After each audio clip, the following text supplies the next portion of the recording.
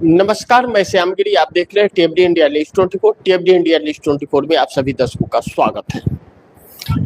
India ने रगड़ दिया मोदी को। मोदी और बिरला भाग खड़े हुए। ईरान पर चर्चा से भागी सरकार।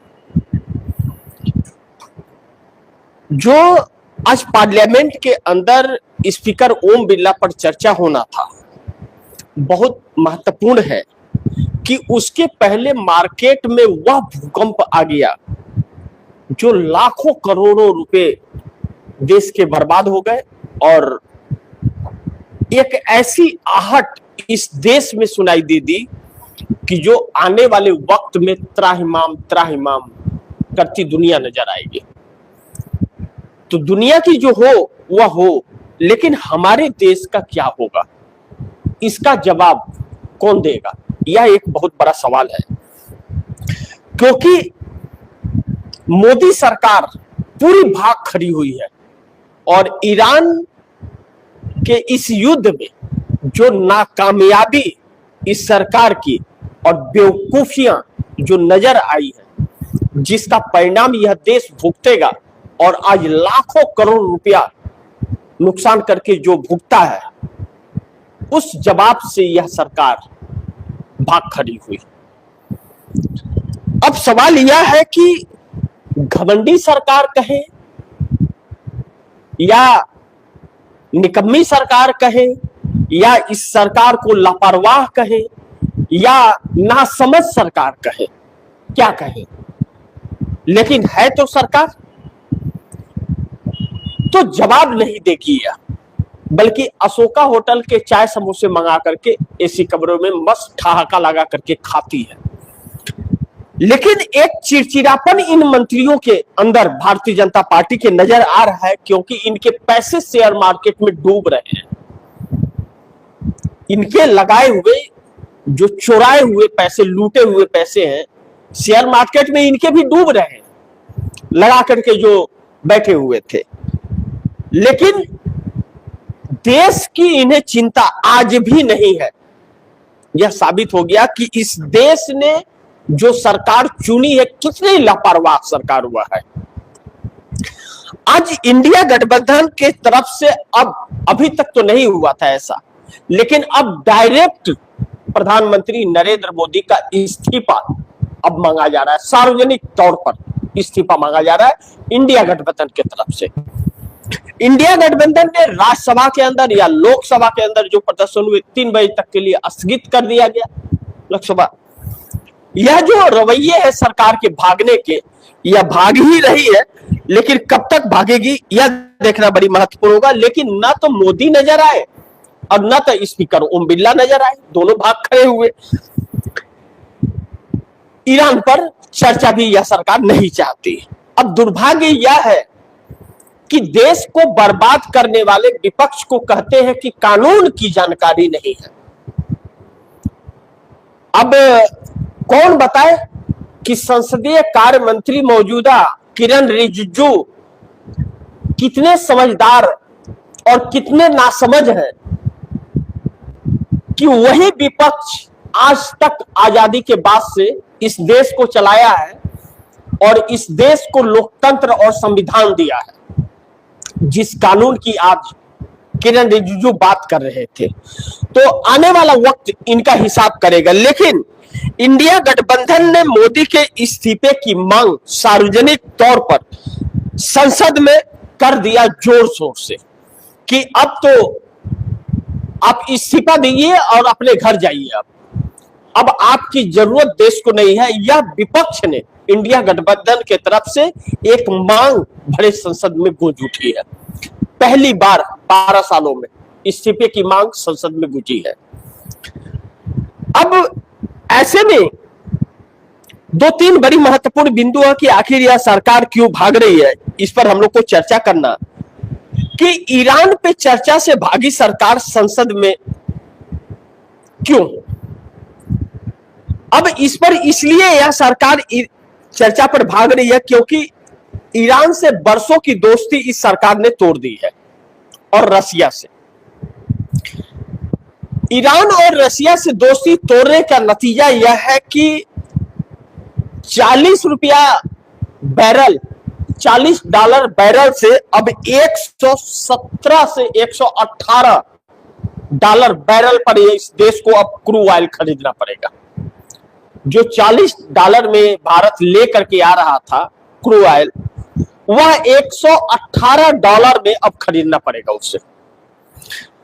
तो 118 में जो खरीदना पड़ेगा 40 से, यानी कि $78 जो ज्यादा लगेगा, मोदी जी के पापा के घर से आएगा या किरण रिजिजू के पापा के घर से आएगा? किसके घर से आएगा यह पैसे और कौन भरेगा यह पैसे? यही सवाल विपक्ष ईरान पर चर्चा के दौरान पूछना चाहता था इंडिया गठबंधन सदन के अंदर कि वह 56 इंच का सीना कहां है महामानव का, जो अपने आप को विष्णु का अवतार बता रहे थे।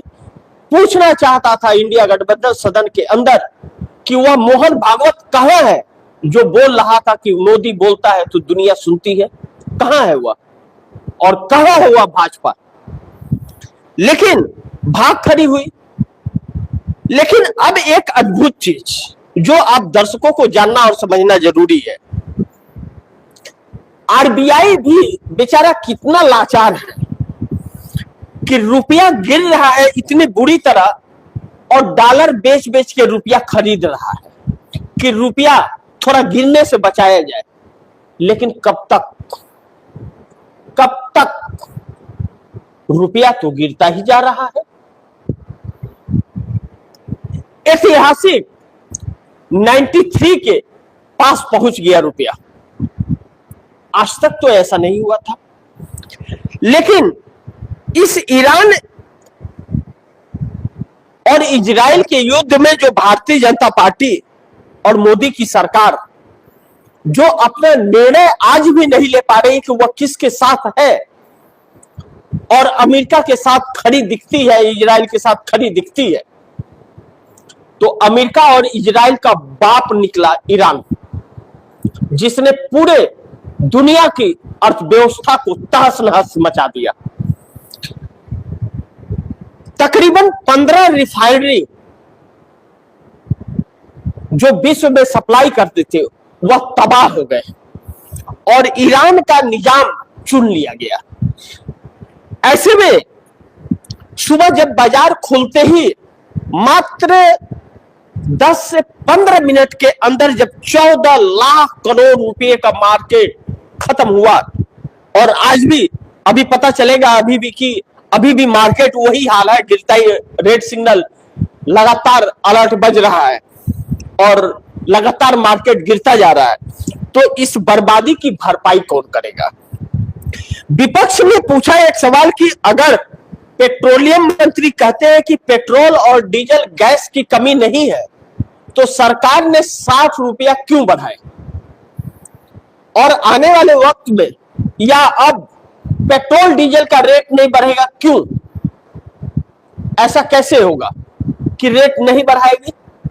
यह तय है कि रेट नहीं बढ़ेगा या यह तय है कि 150 रुपया के पार पेट्रोल मिलेगा?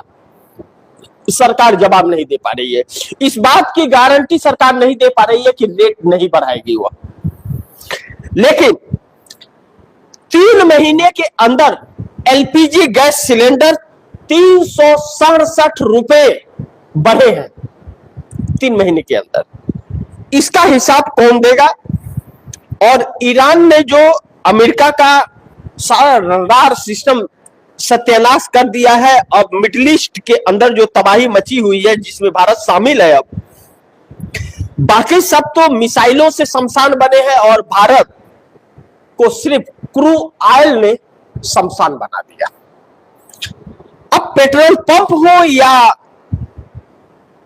बाकी की जगह हो, गैस फिलिंग हो, एलपीजी हो, कमर्शियल सिलेंडर पर रोक लगा देना और अब कहना कि 21 दिन के पहले कोई किसी गैस का सिलेंडर लेने के लिए अप्लाई नहीं कर सकता।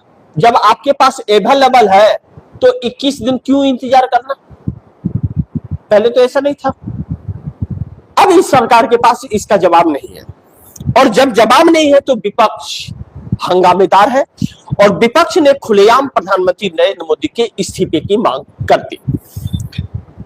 अब एस जयशंकर विदेश मंत्री ने लिखा हुआ स्टेटमेंट पढ़ा कि हमें कोई दिक्कत नहीं है, हम सब कुछ ठीक है, अवेलेबल है, हम बातचीत कर रहे हैं।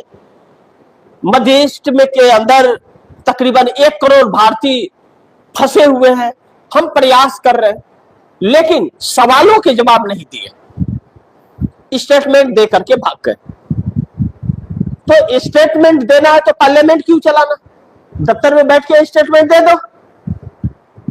असल में क्या है कि यह सरकार कायर है, कायरता इस सरकार के नस-नस में है, बगैर सोच की यह सरकार है और यह सरकार इस देश को लूट रही है और लूटने आई है। सरकार की नाकामियां जो यह सरकार सोच नहीं है इसकी कि कोई नीति हो कि किसी नीति, अब आप कुछ करते हो तो उसके लिए एक फार्मूले की जरूरत आपको पड़ती है। आप कोई समीकरण सॉल्व करते हो, कोई क्वेश्चन सॉल्व करते हो आप, तो उसके लिए फार्मूले की जरूरत पड़ती है। इस सरकार के पास वो फार्मूला नहीं है क्योंकि सब लुटेरे बैठे हुए हैं। इसके लिए कानून को न समझ पाने वाले कानून बना रहे हैं और न समझ पाने वाले कानून की बात कर रहे हैं, यह फर्क इसमें है। अब आज एक चीज यह देखने को मिला कि इंडिया गठबंधन जिस तरह से एकजुट था, चाहे वह तृणमूल कांग्रेस हो, समाजवादी पार्टी हो, चाहे वह डीएमके हो, चाहे कांग्रेस हो, सब एकजुट होकर के मोदी का इस्तीफा मांग रहे थे। सदन हंगामेदार रहा और जगदम्बिका पाल भी जो ओम बिरला के जगह पर बैठे हुए थे, वह भी ओम बिरला से 4 कदम आगे बढ़ करके और चाटुकारिता करते हुए भारतीय जनता पार्टी की नजर आए। यानी कि आज एक बात सत्य हो गई और साबित हो गई कि यह फौज जो है अनपढ़ों की, यह इस देश को लूटने आई है और इस सरकार से आप उम्मीद नहीं कर सकते आने वाले 1, 2 दिन 3 दिन के अंदर जो तबाही देश में मचेगी, उस तबाही को झेलना इस देश के 140 करोड़ लोगों को पड़ेगा। इन लोगों को, सरकार में बैठे इन लोगों को कोई फर्क नहीं पड़ता, लेकिन अब एनडीए गठबंधन जो है वह सलामत रहेगा कि नहीं, इस बात का डर और चिड़चिड़ापन सरकार को है, क्योंकि अब गठबंधन सही सलामत बचेगा। इसके बाद, आज के मार्केट के बाद, इसकी गारंटी कोई नहीं दे सकता। अब चंद्रबाबू नायडू के लोग इतने हमला होने के बाद चंद्रबाबू नायडू का कोई भी सांसद, 16 चंद्रबाबू नायडू के और 2 पवन कल्याण के, कोई भी सांसद नरेंद्र मोदी सरकार के बचाव में खड़ा नहीं हुआ, जबकि खरी खोटी सुनाता रहा इंडिया गठबंधन। और इंडिया गठबंधन बड़े बड़े बैनर लेकर के सरकार से सवाल पूछे और मोदी के इस्तीफे की मांग की। अब देखना यह होगा कि यह पार्लियामेंट सेशन जो आज से शुरू हुआ और यह 13 अप्रैल तक चलना है, क्या सरकार सलामत बच सकती है या नहीं बच सकती है, यह देखना बड़ी महत्वपूर्ण होगा। लेकिन इस सरकार की उल्टी गिनती शुरू है और अगर इसी तरह मार्केट जैसा आज गिरा और कल भी यही हाल रहा तो सरकार के लिए संकट बढ़ जाएगा और मोदी के इस्तीफे की चर्चा जो चल पड़ी है वह हकीकत में तब्दील हो जाएगी। देखते हैं आगे क्या होता है। जो भी होगा खबरें आप दर्शकों तक लाता रहूंगा, लेकिन आप दर्शकों की क्या राय है, क्या सुझाव है, कमेंट बॉक्स में जरूर दीजिएगा। इस खबर को ज्यादा से ज्यादा शेयर कीजिए, अपने दोस्तों को भी कहिएगा आगे शेयर करें।